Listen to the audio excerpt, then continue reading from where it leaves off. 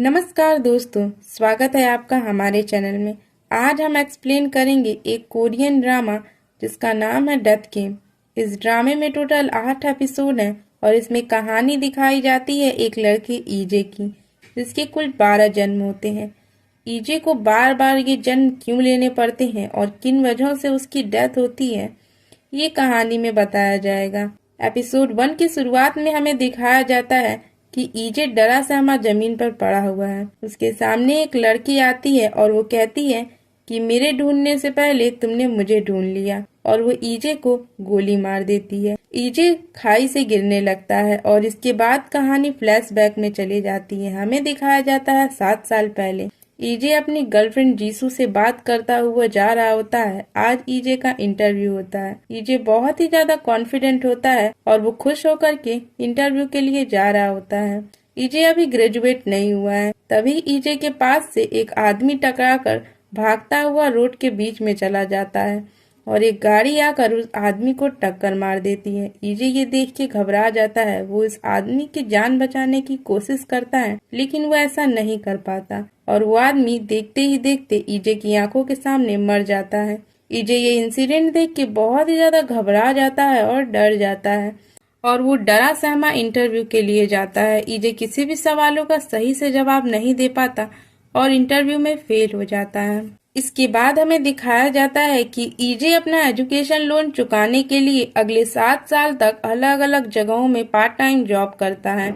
उसे जो भी काम मिलता वो उसे करता है। ईजे की फाइनेंशियल कंडीशन अभी अच्छी नहीं है। एक दिन ईजे को फिर से उसी कंपनी से इंटरव्यू कॉल आती है जिस कंपनी में वो पहले इंटरव्यू दे चुका था। ईजे इंटरव्यू के लिए जाता है। वहाँ पर ईजे को उसकी लाइफ और उसके फाइनेंशियल कंडीशन और पार्ट टाइम जॉब के बारे में सवाल पूछा जाता है। ईजे कुछ जवाब तो नहीं दे पाता, लेकिन कंपनी का बॉस उसकी मेहनत देखकर इम्प्रेस होता है और उसकी तारीफ करता है कि इतना काम करने के बावजूद उसने काफी सर्टिफिकेट इकट्ठे किए हैं। कंपनी का बॉस उससे बहुत ज्यादा खुश होता है और वो उसकी बहुत ही तारीफ करता है। ईजे को लगता है कि अब तो उसे ये जॉब मिल ही जाएगी। जब ईजे इंटरव्यू हॉल से बाहर आता है तो उसे अपने दोस्त का मैसेज आता है कि जिस दोस्त के पास उसने अपने सारे पैसे इन्वेस्ट किए थे वो सारे पैसे गवा करके भाग चुका है। ईजे अपने उस दोस्त के घर जाता है और वह दरवाजा खोलने की कोशिश करता है, मगर दरवाजा नहीं खुलता।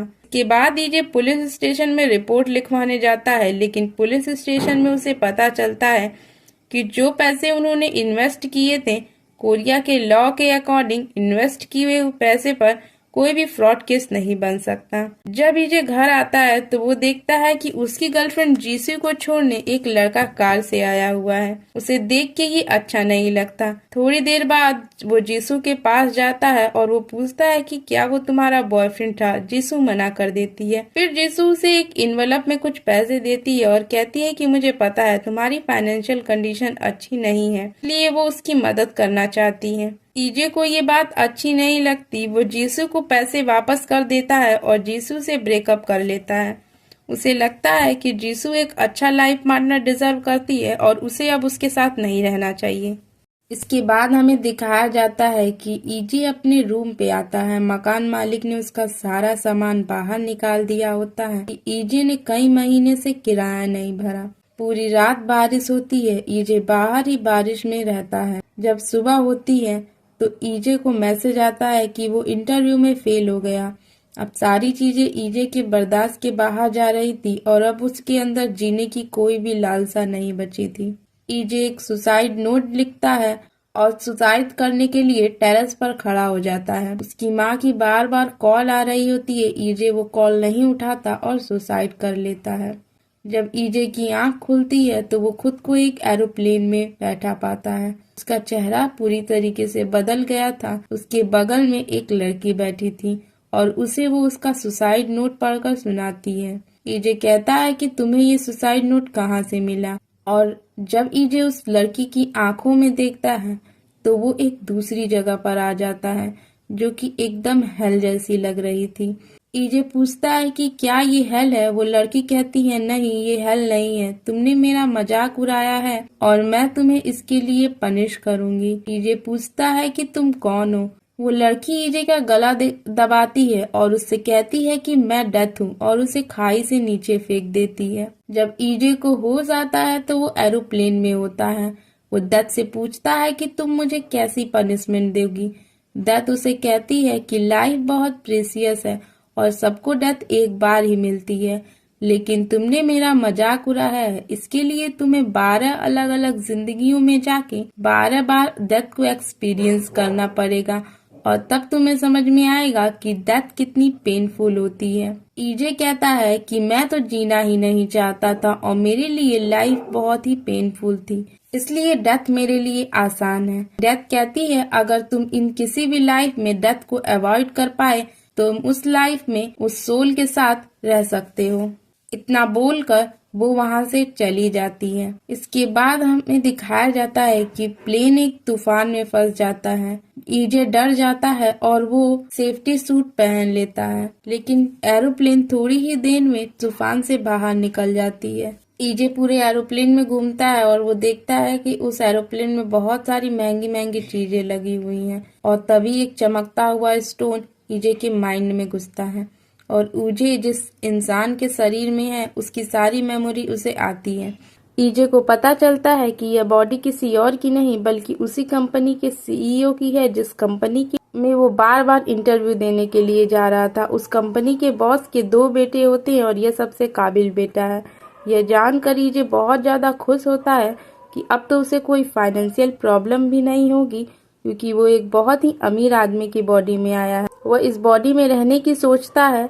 ईजे की खुशी ज्यादा देर तक टिक नहीं पाती और प्लेन में आग लग जाती है और उस प्लेन में जलकर ईजे की डेथ हो जाती है और ईजे वापस से डेथ के पास आ जाता है और डेथ उसे बताती है कि वो हर बार उसको सूट करेगी और वो उस बॉडी में चला जाएगा और जो स्टोन उसकी माइंड में जा रहा है उसकी वजह से उस इंसान की सारी मेमोरी उसके अंदर आ जाएगी और अगर वो चाहे तो डेथ को अवॉइड कर सकता है, लेकिन डेथ ये उसे कभी नहीं बताएगी कि डेथ को अवॉइड कैसे करना है और वो अपना एफर्ट कर सकता है। ईजे इसके बाद कहता है कि अगर मेरी 12 बार डेथ हो गई फिर क्या होगा। डेथ कहती है उसके बाद तुम हेल जाओगे। डेथ उसे हेल दिखाती है। ईजे ये देखकर बहुत ज्यादा डर जाता है और रोने लगता है। डेथ उसे सूट करने लगती है और हमें वही स्टार्टिंग का सीन दिखाया जाता है जब ईजे डरा सहमा जमीन पर पड़ा होता है। इसके बाद हमें दिखाया जाता है कि ईजे अपनी सेकंड लाइफ में आ गया है और वो आसमान से गिर रहा है। ईजे बहुत ज्यादा घबरा जाता है, तभी वो स्टोन ईजे के माइंड में जाता है और उस इंसान की सारी मेमोरीज ईजे को आती हैं। वो इंसान एक चैलेंजर था जो अलग अलग चैलेंजेस करता था। इसके नाम कई सारे रिकॉर्ड हैं। वो इस बार इसका चैलेंज है कि वो 8000 फीट की ऊंचाई से बिना पैरासूट के गिरेगा और अगर इसने ये चैलेंज कंप्लीट कर लिया तो उसे बहुत सारे पैसे मिलेंगे और ये चैलेंज लाइव टेलीकास्ट हो रहा था। उस इंसान की मेमोरी के साथ उसकी सारी कैपेबिलिटी भी ईजे में आ जाती है, जिसकी वजह से ईजे कॉन्फिडेंट हो जाता है और वो खुद को बैलेंस कर लेता है। ईजे को एक नेट पे लैंड करना था और ईजे कॉन्फिडेंटली उस नेट पर लैंड करने की कोशिश करता है, लेकिन डिसबैलेंस होने की वजह से उसकी फिर से वहीं पे डेथ हो जाती है और फिर से ईजे एपिसोड की लास्ट में डेथ के पास आ जाता है। एपिसोड 2 की शुरुआत में हमें दिखाया जाता है कि ईजे एक बार फिर से डेथ के पास आ चुका है। वह सोचता है कि किस तरीके से उसकी डेथ हुई थी। वह डेथ से कहता है कि तुम मुझे बिल्कुल भी मौका नहीं दे रही हो अपनी जान बचाने की, फिर मैं अपनी लाइफ कैसे बचा पाऊंगा। डेथ कहती है मैं इस बारे में तुम्हें कुछ नहीं बता सकती, इस चीज को तुम्हें खुद ही पता करना होगा। डेथ कहती है कि तुमने बहुत बड़ा पाप किया है। ईजे कहता है क्या सुसाइड करना इतना बड़ा पाप है। डेथ कहती है नहीं, बल्कि तुम्हें खुद पता करना होगा कि तुम्हारी सबसे बड़ी गलती क्या है। तुम उस वजह को ढूंढो ताकि तुम उस पर अफसोस कर सको। इसके बाद डेथ ईजे को फिर से सूट कर देती है और ईजे अपनी तीसरी बॉडी में आ जाता है। इस बार ईजे एक हाई स्कूल स्टूडेंट की बॉडी में आता है। बॉडी में आते ही ईजे देखता है कि एक स्कूल का लड़का उसकी वही चैलेंजर वाली वीडियो देखकर हंस रहा है। वह सोचता है कि कोई किसी की डेथ पर कैसे हंस सकता है, लेकिन इन सब से ईजे को ये बात तो समझ में आ जाती है कि उसके साथ जो कुछ भी हो रहा है वो सब रियल लाइफ में हो रहा है और उसके होने का इम्पैक्ट भी रियल लाइफ में होगा। उसके बाद वही चमकता हुआ स्टोन ईजे के माइंड में घुसता है और उसे उस स्टूडेंट की सारी मेमोरी आती है। इस लड़के का नाम यॉनसुक था और इसके पिता की बचपन में ही डेथ हो गई थी। यॉनसुक की मां ने काम करके उसे पाल कर बड़ा किया था। यॉनसुक अपनी मां की मदद करना चाहता था, इसलिए वो भी बहुत ही कोशिश करता, लेकिन स्कूल के कुछ लड़के उसे बहुत ज़्यादा बुली करते। बुली से परेशान होकर यॉनसुक सुसाइड करने की ठान लेता है और वो भी एक सुसाइड नोट लिखता है। लेकिन अब ईजे के पास उस लड़के की मेमोरी आ गई है। वो सोच लेता है कि अब वो सुसाइड नहीं करेगा और इस स्टूडेंट की बॉडी में ही रहेगा। तभी कुछ बुली आकर उसे मारने लगते हैं।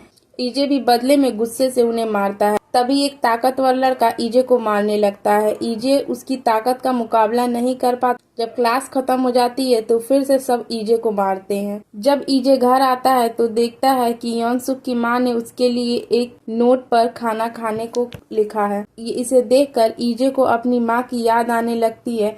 वह उसकी मां में अपनी मां को देखने लगता है। इसके बाद यॉनसुक को लीडर का मैसेज आता है कि कल उसके लिए पैसे लेकर आए। फिर उसे याद आता है कि बुली तो अपने ग्रुप वालों को भी मारता है। अगले दिन ईजे बुली के फ्रेंड के पास जाता है जो लीडर से भी ज्यादा ताकतवर था और उसे भड़काने की कोशिश करने लगता है। वह उससे कहता है कि तुम्हें लीडर की जगह बनना चाहिए, लेकिन उसका फ्रेंड कहता है कि मैं लीडर नहीं बन सकता क्योंकि लीडर के दोस्त बहुत ही ज्यादा ताकतवर हैं। वो इसके एक बुलावे पे मुझे मारने के लिए आ जाएंगे। इसके बाद हमें दिखाया जाता है कि कैंटीन में बुली का लीडर फिर से यॉनसुक यानी ईजे को परेशान करता है। ईजे गुस्से से सारा नूडल बुली के ऊपर डाल देता है, लेकिन वह बुली का फ्रेंड यॉनसुक को कुछ नहीं करता क्योंकि वो यॉनसुक की बातों में आ गया था। इसके बाद लीडर अपने गैंग के दोस्तों के पास जाता है और गैंग के सभी लोग यॉनसुक को मारने के लिए आते हैं, लेकिन वह देखते हैं कि यॉनसुक तो एक छोटा बच्चा है। वह उस लीडर का मजाक उड़ाते हैं और यॉनसुक को बिना मारे ही चले जाते हैं। इससे लीडर की बहुत ज़्यादा बेइज्जती होती है और अब क्लास के सभी बच्चे उसका मजाक उड़ाने लगते हैं। उसे कोई भाव नहीं देता। इन सब से परेशान होकर लीडर यॉनसुक से बदला लेने की सोचता है। एक दिन जब यॉनसुक रास्ते से जा रहा होता है तो बुली का लीडर यॉनसुक को पत्थर से मार देता है, जिससे यॉनसुक की वहीं पर डेथ हो जाती है। ईजे की आंख फिर से डेथ के पास खुलती है और ईजे डेथ से कहता है कि मैं अपनी डेथ को पूरी तरीके से अवॉइड कर दिया था, पर मुझे लगता है कि तुमने कुछ किया है और जिस वजह से मेरी डेथ हो गई। इन सब के पीछे तुम हो। डेथ को गुस्सा आता है, वो ईजे को उठाकर फेंक देती है और वह ईजे को एक बार फिर से शूट कर देती है। अब ईजे अपनी चौथी लाइफ में आ जाता है। इस बार इसको कुछ गुंडों ने किडनैप किया हुआ होता है और वो उससे एक लड़की और पैसे के बारे में पूछ रहे होते हैं। ईजे को कुछ याद नहीं होता, इसलिए वो उनसे थोड़ा समय मांगता है। फिर वही चमकता हुआ स्टोन ईजे के माइंड में घुसता है और ईजे को इस इंसान की सारी मेमोरीज आती हैं। वह आदमी को गैंगस्टर था जो पैसों के लिए काम किया करता था। वह एक ऑर्गेनाइजेशन में काम करता था। एक दिन इस गैंगस्टर को एक मिशन में एक लड़की मिली थी। वह उस लड़की को पसंद करने लगा था और उसे भगाकर अपने लिए एक नई लाइफ स्टार्ट करने के लिए अपने बॉस से बहुत सारे पैसे चोरी कर लेकिन इसके बॉस को ये सब पता चल जाता है और इसका बॉस इसे किडनैप करवा लेता है और इसीलिए सब इससे लड़की और पैसे के बारे में पूछते हैं। ईजे को जैसे ही सारी मेमोरीज आती हैं, ईजे के पास उस गैंगस्टर की सारी कैपेबिलिटी आती है। वो गैंगस्टर बहुत अच्छा फाइटर था। वो सभी लोगों को वहां पर मारता है और बाइक लेकर के फरार हो जाता है और उसे पकड़ने के लिए गुंडों की पूरी टीम भी उसके पीछे लग जाती है। और इसी सीन के साथ एपिसोड 2 एंड हो जाता है। एपिसोड 3 की शुरुआत उसी चेजिंग सीन से होती है जहां पर एपिसोड 2 का अंत हुआ था और ये चेजिंग सीन पूरे ड्रामे का one of the best scene है। चूंकि वो गैंगस्टर बहुत ही अच्छा राइडर था, इसलिए वो सभी को चकमा देते हुए मॉल की तरफ घुस आता है, लेकिन उसके फोन में ट्रैकर होने की वजह से सभी गुंडे उसका पीछा करते मॉल में भी आ जाते हैं। फिर वो गैंगस्टर पुल में गिर जाता है, जिसकी वजह से उसका फोन खराब हो जाता है और इस वजह से कोई भी उसे ट्रेस नहीं कर पाता।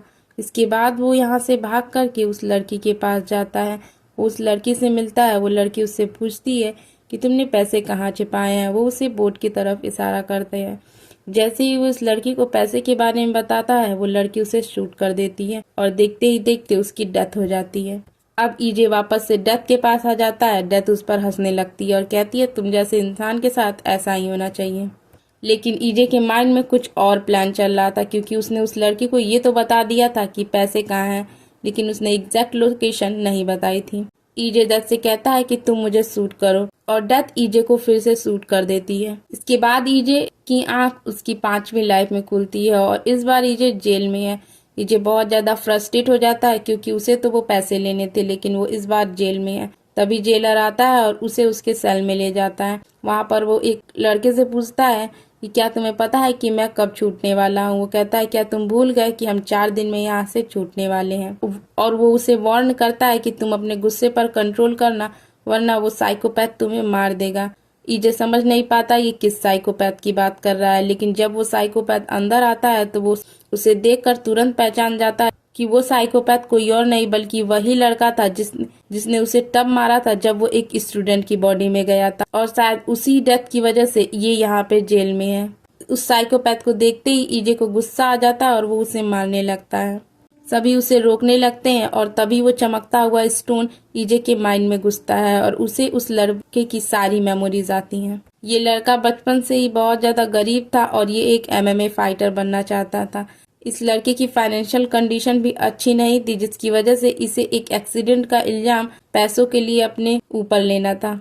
लेकिन कोर्ट की हियरिंग के टाइम इसे पता चलता है कि जिस लड़की के एक्सीडेंट का इल्जाम ये अपने सर पे लेने वाला है, उस लड़की की डेथ हो गई है, जिसकी वजह से इसकी सजा और लंबी हो जाती है और अब उसके MMA फाइटर बनने का सपना और भी कठिन हो गया था। इसके बाद वो लड़का लॉयर से मिलता है और पैसों की डिमांड करता है। इसके बाद हमें दिखाया जाता है कि उस बुली के लीडर ने क्यों एक साइकोपैथ होने का ड्रामा किया था। दरअसल वो बुली का लीडर कोई साइकोपैथ नहीं था, वो ऐसा इसलिए कर रहा था ताकि सब उससे डर कर रहे हैं। लेकिन ईजे को सारी सच्चाई पता थी, वो उसकी सारी सच्चाई सबको बता देता है। इसके बाद हमें दिखाया जाता है कि सभी काम कर रहे होते हैं, लेकिन तभी ईजे पर अटैक होता है। कुछ लोग उसे मारने के लिए आ रहे थे और ये अटैक किसी और ने नहीं बल्कि उसी आदमी ने कराया था जिसके एक्सीडेंट का इल्जाम ईजे ने अपने सर पर लिया था। लेकिन वो लड़का एक MMA फाइटर था, जिसकी वजह से उसकी फाइटिंग स्किल बहुत ही ज्यादा अच्छी थी, इसलिए ईजे उसकी स्किल का इस्तेमाल करते हुए सभी को मार देता है। तभी वो देखता है कि उसका एक फ्रेंड उसकी मदद के लिए आ रहा है। वो देख के खुश होता है और उसे अपना सच्चा दोस्त मानता है। इसके बाद ईजे उस बुली से मिलता है और उसे उसकी गलतियों के एहसास दिलाने की कोशिश करता है और उससे कहता है कि मैं डेथ लोगों को देख सकता हूँ, और उसे हर वो बात बताता है जो उसको योनसुक के बारे में पता थी। ये सब जान के वो बुली बहुत ज्यादा डर जाता है। 4 दिन बीत गए थे और अब वो आजाद हो गया था।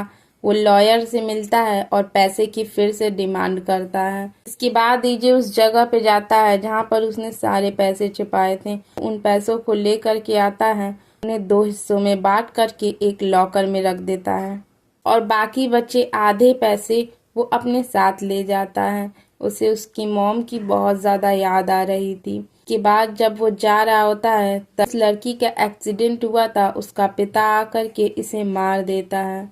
लड़की का पिता उससे कहता है मैं 2 साल से तुम्हारे आने का इंतजार कर रहा था ताकि मैं अपनी बेटी की मौत का तुमसे बदला ले सकूं। वो आदमी ईजे को मार करके चला जाता है। अभी इसका वही फ्रेंड आता है जो फ्रेंड इसको जेल में बचाने के लिए आया था। ईजे को लगता है ये फ्रेंड उसको बचा लेगा, लेकिन सच्चाई तो ये रहती है कि वो उसका कोई फ्रेंड नहीं था, वो खुद उसको मारना चाहता था। ये बात वो उसे बताता है और उसे एक बार और स्टैप करके मार देता है। ईजे एक बार फिर से डेथ के पास आ जाता है।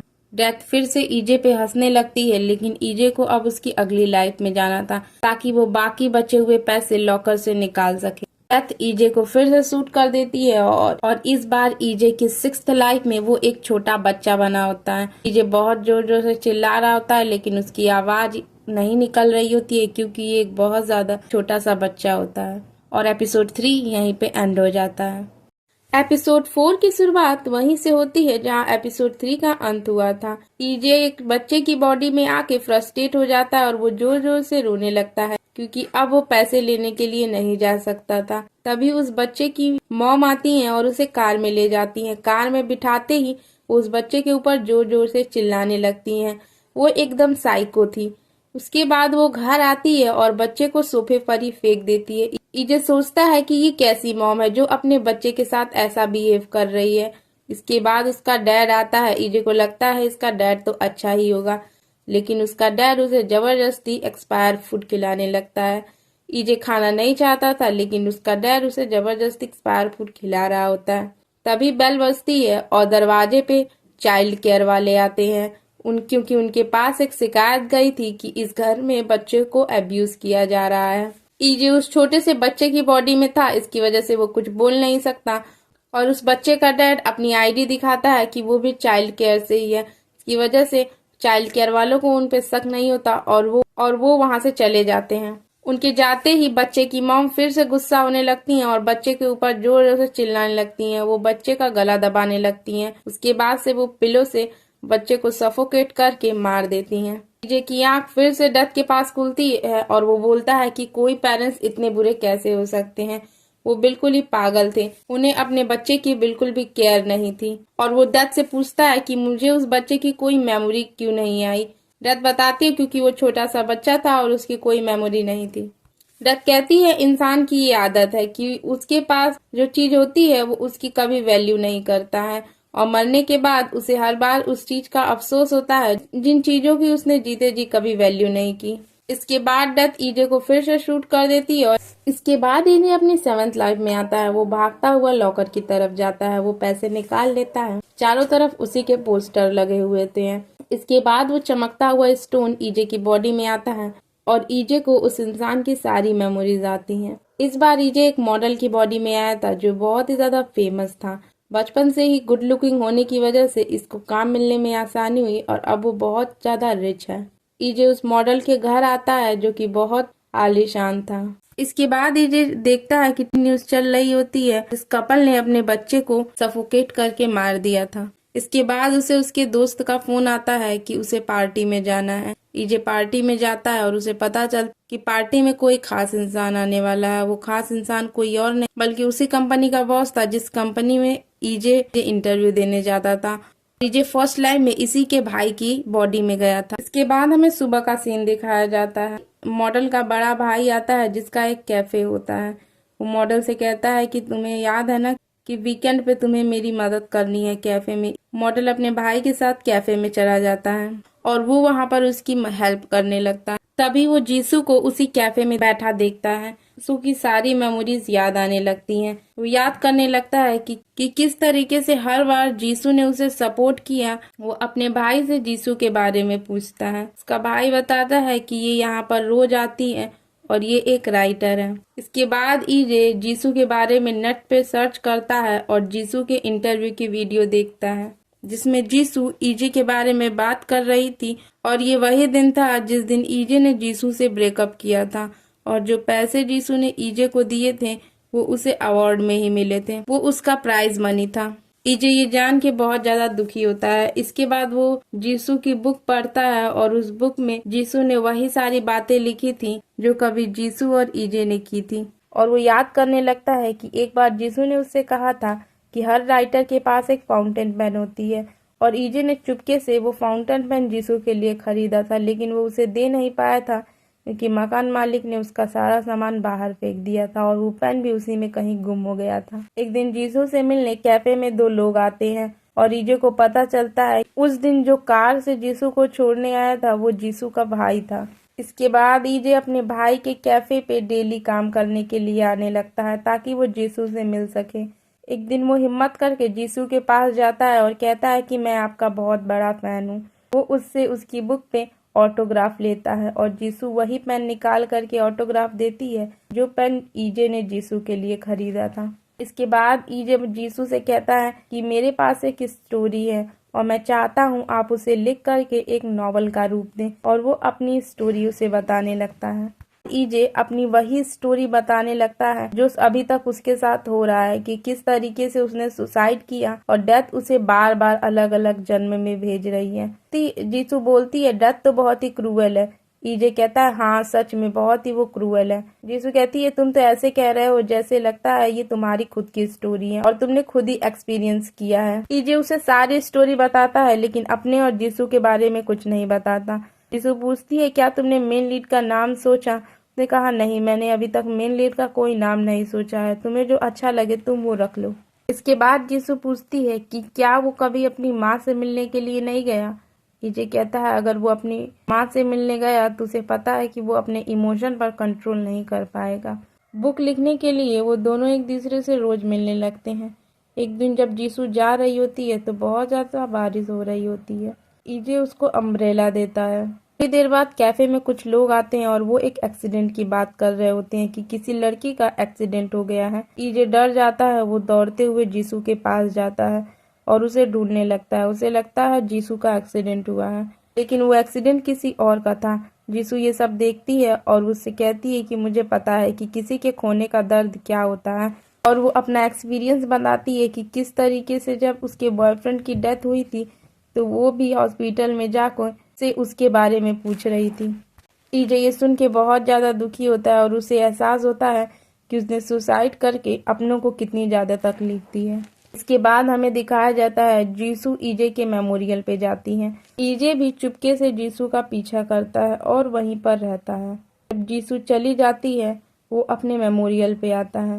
तभी ईजे की मॉम आ जाती हैं, और चूंकि ईजे एक मॉडल की बॉडी में था तो उसकी मॉम उसे पहचानती नहीं और पूछती है कि तुम कौन हो।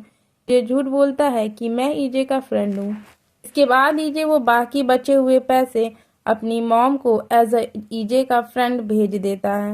एक दिन जब कैफे से जीसू और ईजे जा रहे होते हैं तो वो उस नॉवल की हैप्पी एंडिंग के बारे में बात करते हैं।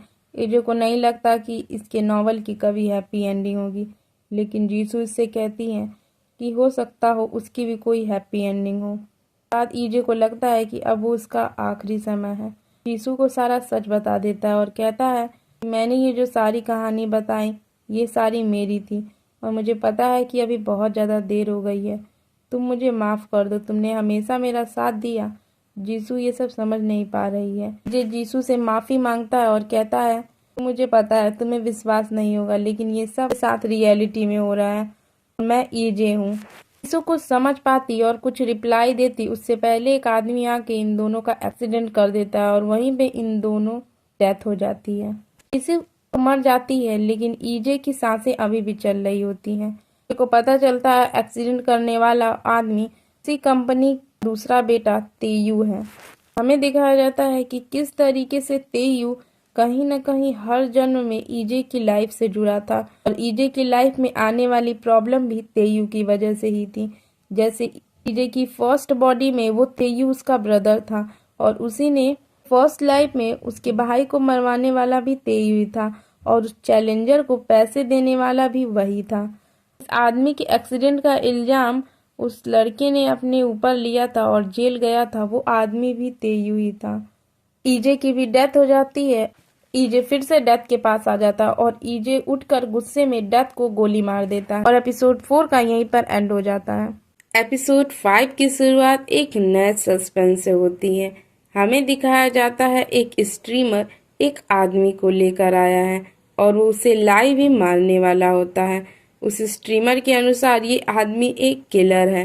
तभी एक दूसरा आदमी आता है और उस किलर को बचा के ले जाता है। किलर उससे पूछता है कि तुमने मुझे क्यों बचाया। वो आदमी उससे बोलता है, मैं अपने मटेरियल को खराब नहीं करना चाहता। इससे पहले वो किलर को समझ पाता, वो दूसरा आदमी उसे बेहोश कर देता है। जब उस आदमी की आंखें खुलती है वो खुद को एक जगह पे बंधा हुआ पाता है। उसके चारों तरफ औजार टंगे हुए थे और हमें पता चलता है वो दूसरा आदमी एक साइकोपैथ था जो लोगों को मारता था। वो एक चेन सॉ लेके उस किलर के टुकड़े कर देता है और उसकी ब्लड की छींटें वहां रखे कैनवा पे पड़ती हैं। इसके बाद सीन शिफ्ट होता है और हमें डेथ के पास दिखाया जाता है। जीसू और ईजे की डेथ के बाद ईजे डेथ के पास आया हुआ है। वो बहुत ज्यादा गुस्सा है और फ्रस्ट्रेटेड है। वो डेथ को शूट कर देता है, लेकिन डेथ को कुछ नहीं होता। डेथ हंसने लगती है और कहती है, जैसे तुम आग को जला नहीं सकते वैसे ही तुम मौत को भी मार नहीं सकते। इंसान कभी भी बात नहीं सुनता है। ईजे जीसू के लिए रोने लगता है और डेथ पे गुस्सा करने लगता है। तभी डेथ अपने आप को जीसू जैसा रूप दे देती है। ईजे ये देख के इमोशनल हो जाता है। फिर से डेथ अपने रियल रूप में आती है और वो ईजे पे हंसने लगती है। इसके बाद डेथ उसी बुलेट से ईजे को रीशूट कर देती है और ईजे अब अपनी 8th लाइफ में आ चुका है। ईजे के चारों तरफ ब्लड फैला हुआ था, वो बहुत ज्यादा घबरा जाता है और हमें पता चलता है कि ईजे उसी साइकोपैथ की बॉडी में आया है। तभी वो स्टोन आता है और ईजे के माइंड में घुसता है और ईजे को पता चलता है कि ये साइकोपैथ एक आर्टिस्ट था जो बचपन से बहुत ही ज्यादा गरीब था और उसके काम को कभी भी सराहना नहीं मिली थी। एक बार वो एग्जीबिशन से वापस आ रहा होता है तो वो एक एक्सीडेंट देखता है। वो उस एक्सीडेंट के सीन को एक कैनवा पे ड्रॉ करता है और उसकी वो पेंटिंग बहुत ही महंगे में बिकती है। इसके बाद उस साइको को इंस्पिरेशन आता है और वो डेड बॉडी से पेंटिंग बनाने लगता है और धीरे धीरे वो एक साइको होने लगता है और लोगों को मार करके अपनी पेंटिंग बनाता है। ईजे ये जान के बहुत ज्यादा हैरान होता है कि कोई इतना बेरहम कैसे हो सकता है, लेकिन फिर ईजे सोचता है कि क्यों न मैं इस साइकोपैथ की बॉडी का यूज करते हुए तेयू को मार दूं। आखिर वो भी एक साइकोपैथ है और ये अच्छा होगा कि एक साइको दूसरे साइको को मार दे। इसके बाद ईजे उस एक्सीडेंट वाले सीन पे जाता है जहाँ पे उसका और जीसू का एक्सीडेंट हुआ था। वो याद करने लगता है जब वो बेहोश था तो तेयू अपने असिस्टेंट से कह रहा था कि तुम इस एक्सीडेंट का इल्जाम अपने सर पे ले लो और उसके बदले मैं तुम्हें अपनी एक सब्सिडरी कंपनी दे दूंगा, क्योंकि तेयू अपने पिता से बहुत ज्यादा डरता था और वो डरता था कि कहीं उसकी सच्चाई उसके पिता को न पता चल जाए। इसके बाद ईजे तेयू से मिलने उसके ऑफिस जाता है लेकिन वो उससे मिल नहीं पाता। इसके बाद हमें दिखाया जाता है कि तेयू एक सेमिनार अटेंड कर रहा होता है जो कि साइकोपैथ के बारे में था। सेमिनार में बताया जा रहा था दुनिया के 25% CEO साइकोपैथ होते हैं। इसके बाद हमें ईजे को दिखाया जाता है जो कि साइकोपैथ की बॉडी में था और उसे पता चलता है कि इस साइकोपैथ को ट्यूमर है और वो ज्यादा दिन तक जिंदा नहीं रहने वाला है। इसके बाद उसे एक फोन आता है कि उसकी पेंटिंग को कोई खरीदना चाहता है। वो अपने एग्जीबिशन में जाता है और उसे पता चलता है कि उसकी पेंटिंग को खरीदने वाला कोई और नहीं बल्कि तेयू है। तेयू उससे पूछता है कि तुम्हारी पेंटिंग का इंस्पिरेशन क्या है। तो साइको उसे बताने लगता है कि ये पेंटिंग 5 अलग अलग लोगों की ब्लड से बनी हुई है और उनको जोड़ने वाला गॉड है। इसके बाद वो साइकोपैथ पेंटिंग को डिलीवर करने के लिए खुद ही तेयू के घर आना चाहता था। तेयू कहता है ठीक है, तुम इस पेंटिंग को मेरे घर पे डिलीवर करा दो। इसके बाद हमें दिखाया जाता है कि तेयू चर्च में जाता है और आज उसके भाई का फ्यूनरल था। वो याद करने लगता है कि उसका भाई किस तरीके से उसे ब्लैकमेल करता था, क्योंकि जब वो छोटा था तो उसने अपने मेड के बच्चे को मार दिया था और ये बात उसके भाई को पता चल गई थी। तेयू बचपन से ही साइकोपैथ था। तेयू ड्रग्स भी लेता था और जिसकी वजह से वो बहुत सारे एक्सीडेंट कर देता था। तेयू अपने ड्रग्स की बात अपने डैड से छिपाता है। तेयू फिर से ड्रग्स लेता है और ड्राइव करने लगता है। तभी रास्ते में कुछ पुलिस वाले उसे पकड़ लेते हैं। वो में से एक पुलिस वाला तेयू पे गुस्सा होने लगता है और उसे रोक लेता है। तेयू बहुत ज्यादा गुस्सा होने लगता है और अपनी पावर शो करता है तो दूसरा पुलिस उसे जाने देता है। के बाद हमें दिखाया जाता है कि तेयू अपने घर पे आया है। गेट पे ही उसकी मुलाकात साइको से होती है जो कि उसे मारने आया हुआ है। साइको तेयू को बेहोश कर देता है और तेयू को कार में बैठा के अपनी लोकेशन पे लेकर जाता है। इसके बाद वो साइको बताने लगता है कि वो तेयू को किस तरीके से मारेगा, लेकिन किसी तरीके से तेयू उस साइकोपैथ को हरा देता है और वो साइकोपैथ को ही उस टेबल पे बांध देता है। इसके बाद तेयू बताता है कि उसका पहला एक्सीडेंट 7 साल पहले था और जब उसने एक्सीडेंट किया था तो उस आदमी ने उससे अपनी जान की भीख मांगी थी देख के उसे बहुत सेटिस्फेक्शन हुई थी, उसे गॉड वाली फीलिंग आई थी, इसीलिए उसे लोगों को मारने में मजा आने लगा। हमें पता चलता है कि तेयू उसी इंसिडेंट की बात कर रहा होता है जब ईजे इंटरव्यू के लिए जा रहा होता है और ये वही एक्सीडेंट होता है। के बाद साइकोपैथ तेयू को वो स्टोरी बताता है जब उसने मेड के बच्चे को मारा था। तेयू ये हैरान होता है कि तुम्हें ये स्टोरी कैसे पता, लेकिन ईजे को ये स्टोरी पता है क्योंकि वो उसके भाई की बॉडी में एक बार जा चुका है। के बाद तेयू उस साइकोपैथ को बड़ी ही बेरहमी से काट देता है और ये मौत ईजे की जिंदगी की अब तक की सबसे खतरनाक और दर्दनाक मौत थी। की आंख फिर से डेथ के पास खुलती है और डेथ अब ईजे पे जोर जोर से हंस रही होती है। इन ईजे के माइंड में कुछ और चल रहा होता है और एपिसोड 5 का यहीं पे अंत होता है। एपिसोड 6 की शुरुआत में हमें पता चलता है कि जब तेयू ने ईजे को काटा था तो उसकी रिकॉर्डिंग हो चुकी थी, क्योंकि उस लोकेशन में साइकोपैथ ने सीसीटीवी कैमरा लगाया था और इस बात का पता ईजे को था और ये सारा ईजे के प्लान का ही पार्ट था। जब ईजे डेथ के पास आता है तो वो हंसने लगता है। डेथ पूछती है तुम हंस क्यों रहे हो।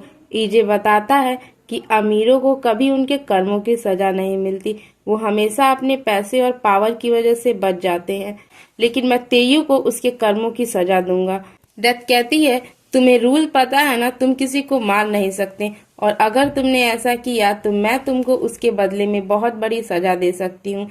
ईजे कहता है मुझे तुम्हारे सारे कंडीशन याद है और मैं उन सब को ध्यान में रखते हुए तेयू को सजा दिलाऊंगा और तुमसे जीत के दिखाऊंगा। इसके बाद डेथ ईजे को फिर से शूट कर देती है और ईजे अपनी 9th लाइफ में आ जाता है और इस बार ईजे एक पुलिसमैन की बॉडी में आया है। वो एक आदमी को पकड़ रहा होता है, तभी उसका कलीग आके उस आदमी को पकड़ लेता है। फिर वो चमकता हुआ स्टोन आके ईजे के माइंड में घुसता है और ईजे को उस इंसान की सारी मेमोरीज आती हैं। दरअसल ये पुलिसमैन और कोई नहीं, वही पुलिसमैन था जिसने तेयू को पिछले एपिसोड में जाने दिया था, क्योंकि वो तेयू के पावर से डर गया था। दरअसल इस पुलिसमैन के फादर भी एक पुलिस थे, लेकिन बचपन में ही उनकी डेथ हो जाती है, जिसकी वजह से उसकी माँ ये कभी नहीं चाहती थी कि ये एक पुलिसमैन बने, लेकिन फिर भी ये पुलिसमैन बनता है और ये अपनी माँ को वादा करता है कि ये कभी भी अपनी लाइफ को डेंजर में नहीं डालेगा। इस वजह से वो अपनी ड्यूटी कभी भी ऑनेस्टी से नहीं करता और हमेशा इजी वे निकालता, कि कोई ज्यादा रेस्पेक्ट भी नहीं करता क्योंकि ये अपनी ड्यूटी कभी सही से नहीं करता। और जब तेयू इसके कलीग को मार रहा होता है तो भी ये अपने कलीग को बचाता नहीं है, वो चुपचाप वहाँ खड़ा होकर के देखता है। ईजे ये जान के खुश था कि इस बार वो एक पुलिसमैन की बॉडी में आया है, क्योंकि इससे उसे तेयू को सजा दिलाने में आसानी होगी। इसके बाद हमें दिखाया जाता है कि ईजे उस पुलिसमैन की बॉडी में होता है और वो देखता है अपने उसी फ्रेंड को जो कि जेल में उसके साथ था और जेल से निकलने के बाद उसने उसे चाकू मार दिया था। वो उस फ्रेंड को पकड़ता है और उसे बुरी तरीके से मार करके, और जब वो अपने इस दोस्त को मार रहा होता है तो उसकी ये वीडियो बन जाती है जो कि चारों तरफ वायरल हो जाती है और उसकी इस बहादुरी को देख के सभी लोग उसकी तारीफ करते हैं। किसी को विश्वास ही नहीं होता कि ये पुलिसमैन इतना बहादुर हो सकता है। इसके बाद हमें तेयू को दिखाया जाता है। तेयू ने साइकोपैथ को जिस तरीके से मारा था वो इस चीज को सोच के बहुत ज्यादा एंजॉय कर रहा होता है और अब उसका मन एक दूसरा मर्डर करने का होता है। वो मन में सोचता है कि अब मैं अगला मर्डर अपने असिस्टेंट का करूंगा। इसके बाद हमें दिखाया जाता है ईजे जो कि पुलिसमैन की बॉडी में आता है, वो साइकोपैथ के लोकेशन पे जाता है और वहां से तेयू का सीसीटीवी फुटेज अपने पास रख लेता है और बाकी सीसीटीवी फुटेज पुलिस को दे देता है, जिसकी वजह से पुलिस को इस जगह के बारे में पता चलता है और चारों तरफ इसकी न्यूज फैल जाती है कि किस तरीके से एक साइकोपैथ कैनवा पे पेंटिंग बनाने के लिए लोगों का मर्डर करता था। और इससे उस पुलिसमैन की बहुत ज्यादा तारीफ होती है, उसके सुपीरियर भी उसको बहुत ज्यादा अप्रिशिएट करते हैं। इसके बाद हमें दिखाया जाता है कि तेयू भी उस स्टूडियो की तरफ आ रहा होता है अपने असिस्टेंट के साथ ताकि वो उसे वहां पे मार सके, लेकिन वो देखता है कि उस पूरे एरिया को पुलिस ने कैप्चर कर लिया है। उसके पास ईजे आता है जो कि अभी एक पुलिसमैन की बॉडी में है और वो कहता है कि मुझे अपनी आइडेंटिटी दिखाइए, क्योंकि इस एरिया को पुलिसमैन ने घेर लिया है और वो जानबूझ के ऐसी बातें करता है जिससे तेयू को घबराहट हो। फिर वो उसके असिस्टेंट की आईडी और नेम नोट करता है। इसके बाद तेयू वापस लौट जाता है और अपने असिस्टेंट को भी भेज देता है। तेयू जब न्यूज देखता है तो उसे साइको के बारे में पता चलता है। तेयू को डर लगता है कि कहीं उसकी सच्चाई भी सबके सामने ना आ जाए। इसके बाद तेयू एक गुंडे को पुलिसमैन को मारने को कहता है। उसके बाद वो पुलिसमैन एक रिपोर्टर से मिलता है और उसे तेयू की फुटेज देता है ताकि वो तेयू की सच्चाई टेलीकास्ट कर सके और न्यूज में उसकी सारी हरकतें आ सके, क्योंकि अगर वो इन सारी चीजों को अपने डिपार्टमेंट में देता तो हो सकता था कि इसके रिपोर्टिंग होने से पहले ये तेयू के पास पहुंच जाते। इसके बाद हमें दिखाया जाता है कि पुलिसमैन का असिस्टेंट आता है और उससे पूछता है कि आपने सीक्रेट ड्राइव में क्या रखा था, और वो उसे सारी सच्चाई बताता है। बाद ईजे देखता है कि उसकी मॉम यहाँ पर आई हुई है। वो हैरान होता है कि मेरी मॉम पुलिस स्टेशन में क्या कर रही हैं। वो अपने असिस्टेंट से इसके बारे में पूछता है। उनका असिस्टेंट बताता है कि इसके मॉम को एक पैसों भरा बैग मिला था और जब कैमरे में देखा गया तो वो बैग जिसने दिया था उसका एक कार एक्सीडेंट में अगले दिन ही मौत हो गई, और उसी की पूछताछ के लिए वो यहाँ पे आती हैं और वो बैग को अपने पास नहीं रखना चाहती। इसके बाद ईजे अपनी मॉम को देख के बहुत ज़्यादा इमोशनल हो जाता है और जब वो पुलिस स्टेशन से बाहर आ रही होती हैं तो ईजे उनसे पूछता है कि आपने पैसे क्यों नहीं लिए। उसकी मॉम कहती है मुझे ऐसा लगता है जैसे कोई मेरे बच्चे के बदले मुझे पैसे दे रहा है, इसलिए मैं इन पैसों को नहीं लेना चाहती। उसके बाद ईजे देखता है कि उसकी माँ की शूलेस खुली हुई है। वो अपनी माँ की शूलेस बांधता है और उन्हें माँ कहता है। वो उनसे फिर सॉरी बोलता है कि मैंने आपको माँ कहा। ईजे की मॉम कहती है कि कोई बात नहीं, मुझे ये शब्द सुने बहुत दिन हो गए और तुमने जब मुझे माँ कहा तो मुझे बहुत अच्छा लगा। ईजे को रिग्रेट होता है कि उसने अपनी माँ को कितनी तकलीफ दी है। के बाद हमें दिखाया जाता है कि ईजे चुपके से अपनी माँ के घर जाता है और वहाँ पे फूड रखता है। जब ईजे वापस आ रहा होता है तभी एक गुंडा उसके ऊपर हमला करता है। इसके बाद तेयू के पिता को तेयू की सच्चाई पता चल जाती है कि तेयू एक साइकोपैथ है और इसने बहुत सारे लोगों का मर्डर किया है, जिसकी वजह से तेयू और उसके पिता में बहस हो जाती है। तेयू गुस्से से निकल जाता है और बुरी तरीके से ड्राइव करने लगता है। वो गुस्से में एक आदमी का एक्सीडेंट कर लेता है। इसके बाद वो चर्च जाता है और गॉड को चैलेंज करने लगता है कि आप डिसाइड नहीं करोगे मेरा फेथ, मैं अपना फेथ खुद डिसाइड करूंगा। के बाद तेयू को उस वीडियो के बारे में पता चल जाता है जिस वीडियो को टेलीकास्ट करने के लिए पुलिसमैन ने रिपोर्टर को दिया था। इसी बात हमें दिखाया जाता है कि तेयू के साथ नेगोशिएशन करने के लिए पुलिसमैन को उसके हेड ऑफिस में बुलाया जाता है, लेकिन ईजे तेयू के साथ कोई भी नेगोशिएशन नहीं करना चाहता और वो वहां से नेगोशिएशन पेपर को फाड़ करके निकल आता है। के बाद हमें दिखाया जाता है कि वो वीडियो ब्रॉडकास्ट होती है, लेकिन उसमें सिर्फ यही दिखाया जाता है कि तेयू उस साइकोपैथ के घर पास आया है, लेकिन पूरी वीडियो नहीं होती है, जिसकी वजह से मीडिया पूरी बात को मैनिपुलेट कर देती है और फिर तेयू अपने आप को सरेंडर कर देता है। वो मीडिया के सामने कहता है कि वो एक साइकोपैथ था और उसे मार के मैंने कोई गलत काम नहीं किया, क्योंकि उस साइकोपैथ ने 15 लोगों की जान ली थी। किसी के पास कोई प्रूफ नहीं होता और मीडिया भी तेयू के साथ होती है। इसके साथ कई बड़े लोग प्रोटेस्ट करते हैं, जिसकी वजह से तेयू को रिलीज कर दिया जाता है। बाद हमें दिखाया जाता है कि तेयू फ्लाइट से कहीं जा रहा होता है और वो बहुत खुश होता है। इसके बाद वो अपने पिल्स लेता है जो कि ड्रग्स थे, जो कि वो अपने फाउंटेन पेन में रखा करता था। के बाद वहाँ पे एक वीडियो चलने लगती है जिसमें तेयू के किए गए सारे करतूतों के बारे में बताया जा रहा था और 30 सेकंड का टाइमर चलने लगता है और कहा जाता है कि तुम्हें अगर कूदना है तो तुम यहाँ से पैराशूट लेके कूद जाओ, वरना ये एरोप्लेन 30 सेकंड में ब्लास्ट हो जाएगी। तेयू बहुत ज़्यादा घबरा जाता है और पैराशूट ले करके एरोप्लेन से कूद जाता है और देखते ही देखते एरोप्लेन ब्लास्ट हो जाती है। रोड पे लैंड करता है तभी एक बड़ी सी गाड़ी आके तेयू को हिट कर देती है। और फिर हमें पता चलता है कि ये सारा प्लान ईजे का था, जो सोचने लगता है कि उसने किस तरीके से ये सारी प्लानिंग की। और ईजे अभी तक जिनकी भी बॉडी में गया था उन सारे लोगों की मेमोरीज और कैपेबिलिटी का यूज करते हुए उसने ये सारा प्लान बनाया था। सबसे पहले उन्हें उसने पिल्स बदली, उसके गैंगस्टर की बॉडी में था तो उसे पता था कि भाई को मारने की फिरौती तेयू ने दी है और उसका सारा सबूत उसके पास था। वो सारे सबूत लेके मीडिया को दे देता है और एरोप्लेन में गड़बड़ी भी कर देता है। तेयू से बहुत ज्यादा गुस्सा था और उसके अंदर तेयू के लिए बहुत ज्यादा नफरत थी, क्योंकि तेयू की वजह से ही जीसू अब इस दुनिया में नहीं रही। वो तेयू को मारने लगता है, तभी तेयू को मारने ही वाला होता है तभी डेथ आ जाती है और चारों तरफ बहुत तेज तूफान आ जाता है। फिर उसकी जेब से जीसू का फाउंटेन पेन गिरता है और उसे जीसू की याद आती है। वो सोचता है कि जीसू कभी नहीं चाहेगी कि मैं कोई ऐसा काम करूं। ईजे तेयू को छोड़ करके जाने लगता है, लेकिन तेयू ईजे से बदला लेने के लिए उसे मारने को आगे बढ़ता है। तूफान की वजह से पैराशूट उड़ता है और तेयू का एक्सीडेंट हो जाता है। एपिसोड 7 का यहीं पर एंड होता है। एपिसोड 7 की शुरुआत में हमें दिखाया जाता है कि तेयू का असिस्टेंट जेल में है।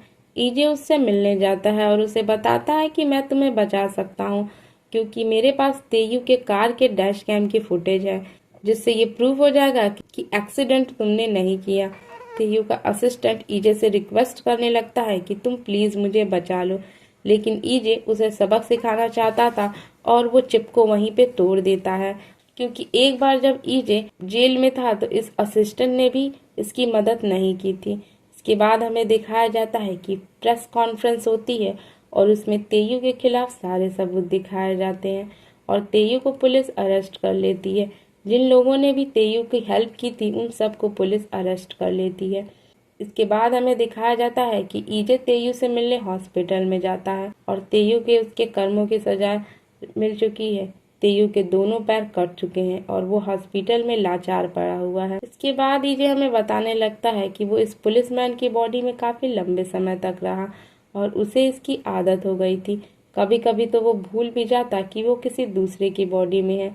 उसे हमेशा डेथ का इंतजार रहता, क्योंकि उसे पता है कि एक न एक दिन डेथ आएगी।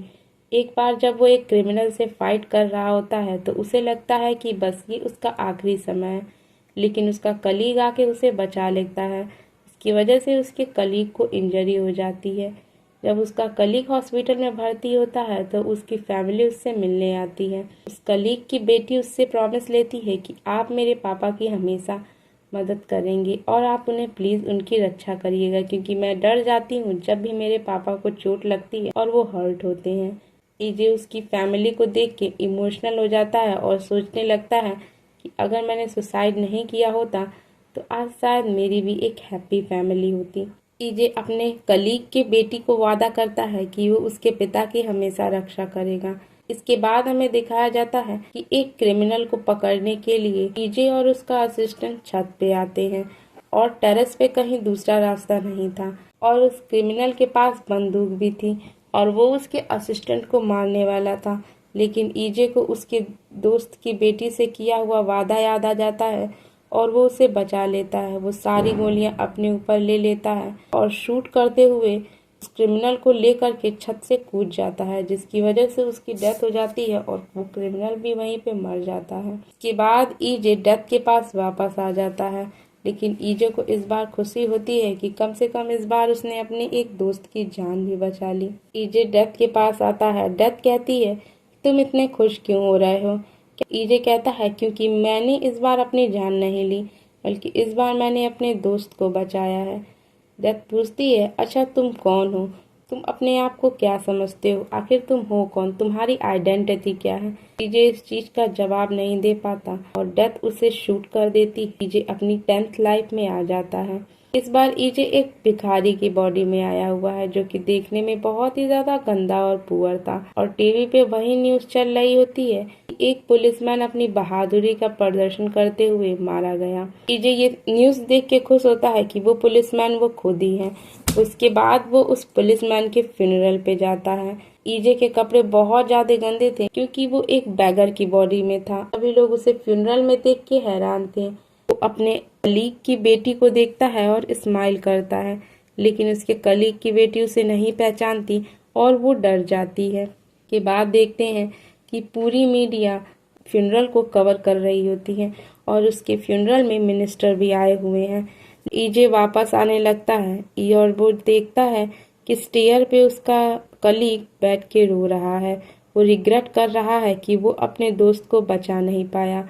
ईजे उसके पास जाता है और कंसोल करने लगता है कि ये तुम्हारी गलती नहीं है और वो तुम्हारा दोस्त जहाँ भी होगा वो खुश होगा कि उसने तुम्हारी जान बचाई। उसका कलीग गुस्सा हो जाता है और उसे बैगर समझ के बहुत ज्यादा मारने लगता है। वो कहता है तुम होते कौन हो इस बारे में मुझे राय देने वाले। फिर ईजे को एहसास होता है कि उसने पिछली बॉडी में जो कुछ भी किया वो उसका नहीं, बल्कि वो कितने भी अच्छे काम कर ले वो सारा तो उस आइडेंटिटी का होगा जिसकी आइडेंटिटी उसने जी है। उसे जीसू की बात याद आती है कि जीसू ने उससे कहा था कि हम अगर खुद की वैल्यू नहीं करेंगे तो कोई भी हमारी वैल्यू नहीं करेगा। इसके बाद हमें दिखाया जाता है कि वो स्टोन ईजे के माइंड में आने लगता है, लेकिन ईजे अब इस बैगर की मेमोरी नहीं लेना चाहता क्योंकि वो अब किसी दूसरे की लाइफ के बारे में नहीं जानना चाहता। भागने लगता है और स्टेयर से गिर जाता है और उसकी मौत हो जाती है। ईजे फिर से डेथ के पास आने लगता है और वो डेथ पे गुस्सा करने लगता है। वो डेथ से कहता है कि तुम मुझे शूट कर दो, अब बस 2 लाइफ बची है, वैसे भी मैं नर्क में जाने वाला हूँ, तुम मुझे शूट कर दो जल्दी से, मैं ये खेल खत्म करूँ। डेथ कहती है तुम ये याद है ना कि हर मौत के साथ मैं तुम्हें जो पेन होगा वो ज़्यादा देती जाऊंगी, इसलिए और ज़्यादा पेन के लिए तुम तैयार हो। और वो ईजे को फिर से शूट कर देती है। ईजे अपनी 11th लाइफ में आ जाता है और वो देखता है कि वो एक आदमी की बॉडी में है जो कि भाग रहा है। ईजे के पास उस आदमी की मेमोरी आती है और उसे पता चलता है कि जैसी ड्रीम लाइफ ईजे चाहता था इस इंसान की वैसी ही ड्रीम लाइफ थी। ये एक बड़ी सी कंपनी का एम्प्लॉय था और इसकी एक बहुत ही हैप्पी फैमिली थी। इसके पास जॉब था और सब कुछ था, लेकिन एक दिन इसे जॉब से निकाल दिया जाता है और इसकी फैमिली भी इसे छोड़ के चली जाती है क्योंकि इसके पास कोई जॉब नहीं था। इसके पास अब जिंदगी में कोई भी होप नहीं रह गई थी और अब वो सुसाइड करने वाला था। ईजे को फिर से चुनना था कि वो डेथ और लाइफ में से किसे चुने। ईजे फिर से डेथ को चुनता है और हमें वही स्टार्टिंग का सीन दिखाया जाता है। एक आदमी कार के सामने आता है और उसका एक कार से एक्सीडेंट हो जाता है, जिसे देख के ईजे ट्रॉमेटाइज हो जाता है और हमें पता चलता है कि उस एक्सीडेंट हुए की बॉडी में कोई और नहीं बल्कि ईजे ही था।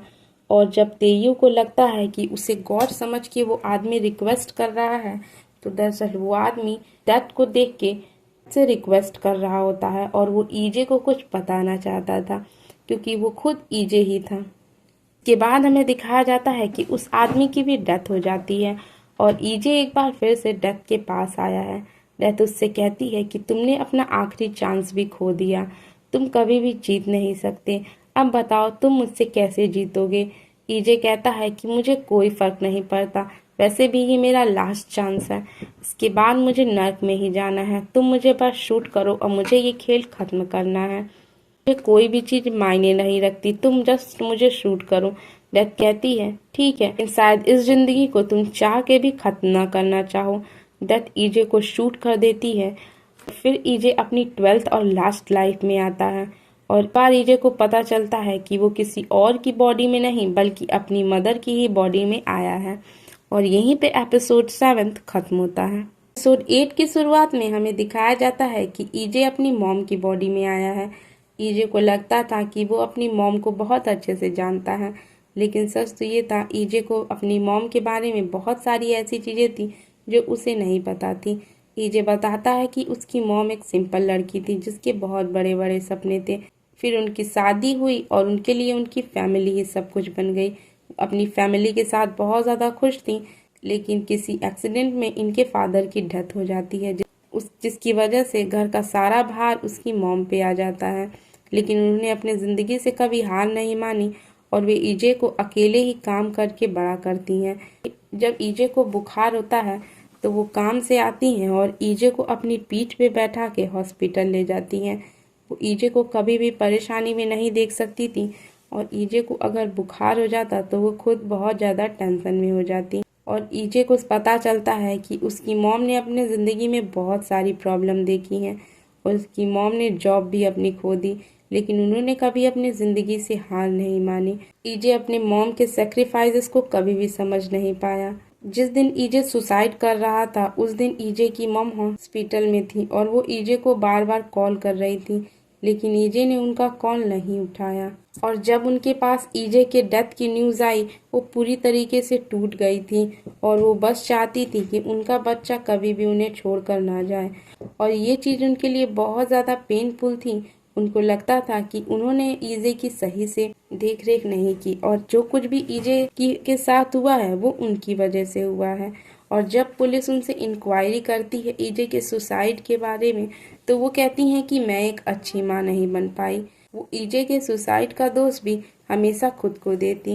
इसके बाद हमें दिखाया जाता है कि जब वो अपने काम पे जाती हैं तो सारी औरतें उनके ईजे के मॉम के बारे में बुरी बातें बोलती हैं और उनके बारे में बैक बिचिंग करती हैं।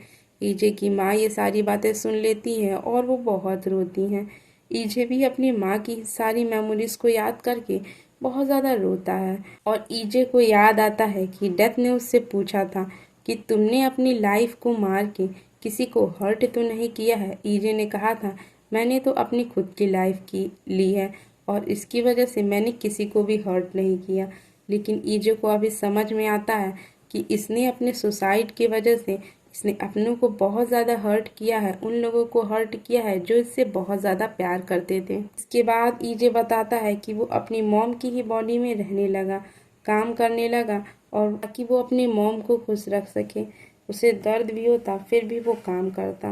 वो देखता है कि उसकी मॉम ने एक पासबुक में उसके लिए बहुत सारे पैसे जमा करके रखे हैं और ईजे की मॉम ये पैसे तब से जमा कर रही हैं जब ईजे बहुत छोटा था। ईजे की मॉम जब भी ईजे के मेमोरियल पे जाती तो वो यही कहती कि बेटा मुझे माफ़ कर दो, मैं तुम्हारी अच्छी मॉम नहीं बन पाई। ईजे अपनी मॉम से कहना चाहता था कि नहीं मॉम, आप बहुत अच्छी माँ थी लेकिन मैं आपका अच्छा बेटा नहीं बन पाया। लेकिन ईजे की ये बात उसकी मॉम तक नहीं पहुंच पाई। उसके बाद ईजे को याद आता है कि एक बार ईजे ने अपनी मॉम से पूछा था कि मॉम आपकी विश क्या है। उसकी मॉम ने कहा था कि बेटा मैं तुम्हारे साथ माउंटेन पे जाना चाहती हूँ। ईजे अपनी मॉम की लास्ट विश पूरी करने के लिए माउंटेन पे जाता है। वो अपनी मॉम से सॉरी कहना चाहता था लेकिन उसकी बातें उसकी मॉम तक पहुंच ही नहीं रही थी। और जब वो शाम को वापस आने लगता है तो उसकी मॉम वहाँ से गिरने लगती हैं। ईजे अपने मॉम को मरने नहीं देना चाहता था। वो चाहता था कि मॉम जिंदा रहें बहुत समय तक, इसलिए वो बहुत ज़्यादा हिम्मत करता है और कहता है कि मॉम आप मत जाओ, मैं आपको बचा लूँगा। और हिम्मत करके वो उस डेथ को टाल देता है। ईजे को अपनी गलती का एहसास होता है कि जब वो मरा होगा उसकी मॉम को भी ऐसा ही फील हुआ होगा। इसके बाद हमें दिखाया जाता है ईजे बताता है कि वो अपनी मॉम की बॉडी में 32 ईयर्स तक रहा और इतना लंबा समय वो अपनी भी बॉडी में नहीं रहा क्योंकि वो मॉम को मारना नहीं चाहता था और वो अपनी ज़िंदगी को बहुत ही अच्छे से जीता है और वो अपनी मॉम की बॉडी का बहुत ही अच्छे से ख्याल रखता है। और उसे ये समझ में आता है कि ज़िंदगी बहुत खूबसूरत है, हमें कभी रुकना नहीं चाहिए और कभी भी होप नहीं खोनी चाहिए। और 32 ईयर्स के बाद उसकी डेथ हो जाती है और ईजे फिर से डेथ के पास आ जाता है। ईजे डेथ से कहता है कि मुझे अपनी गलतियों का एहसास हो गया है और मैंने तुम्हें बहुत ज़्यादा मिस किया। ईजे कहने लगता है कि क्या तुम मुझे एक चांस दे सकती हो, मैं अपनी मॉम के साथ जीना चाहता हूँ, मैं उनको हर वो खुशी देना चाहता हूँ जो मैं कभी नहीं दे पाया। उन्होंने अपनी लाइफ में बहुत ज़्यादा स्ट्रगल देखी हैं और परेशानियाँ देखी हैं। मैं चाहता हूँ कि मैं उन्हें एक हैप्पी लाइफ दूँ।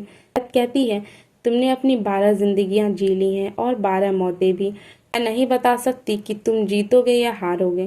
कहती है तुम्हारे साथ क्या होगा इसका रिजल्ट मेरे हाथ में नहीं है, मैं तुम्हें शूट करती हूँ और जो भी चीज़ होगी वो तुम्हारी डेस्टिनी के ऊपर होगी। और डेथ ईजे को फिर से शूट कर देती है और हमें फिर से वही स्टार्टिंग का सीन दिखाया जाता है जब ईजे सुसाइड करने के लिए टेरेस पे खड़ा था।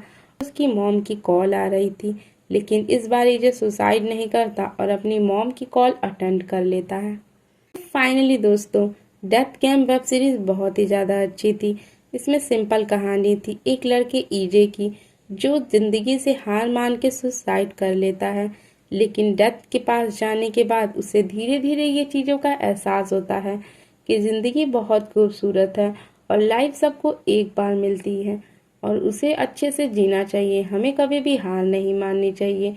ईजे अपनी ज़िंदगी से हार मान चुका था और भागना उसको लगता था कि डेथ ही उसकी प्रॉब्लम का सल्यूशन है, लेकिन जब उसने इतनी सारी जिंदगियां जी और तब उसे पता चला कि डेथ कभी भी किसी प्रॉब्लम का सल्यूशन नहीं हो सकती है।